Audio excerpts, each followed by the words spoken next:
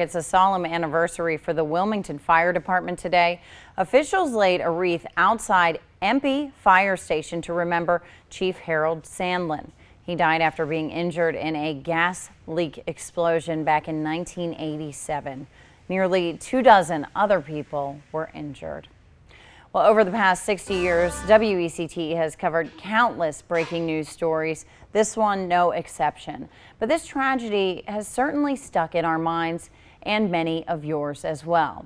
WECT's Heather Setzler joins us now with a look back at what happened and its lasting effects. Heather?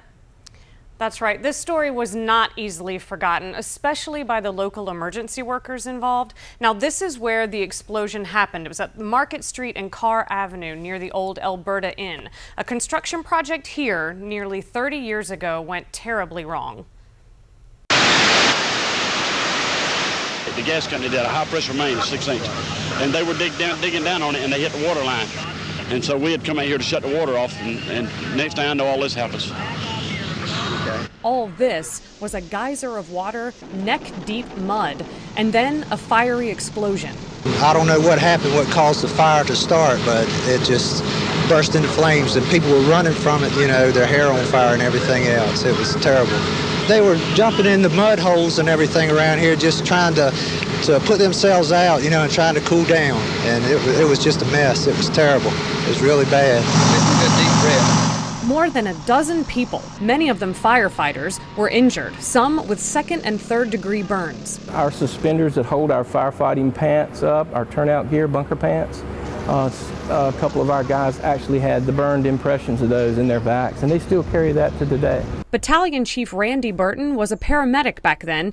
He remembers vividly being called to the scene. The first thing I seen was the column of fire, the flame column above the buildings on Carr Avenue before we even got to Market Street. We go to people on their worst day. Emergency services see a lot of things, but it takes on a new perspective when you're dealing with your coworkers and people you've known personally. And there's not an outside gas leak that I go to these days that I don't remember that day. It just brings back those memories. And of course, like we reported earlier, Fire Chief Harold Sandlin died 2 weeks after being injured in this explosion. Battalion Chief Randy Burton had many nice things to say about him. You can watch his interview and more of this video on the 60th anniversary section of WECT.com. Reporting in the studio, Heather Setzler, WECT News. Wow, Heather, what a story. Thanks so much.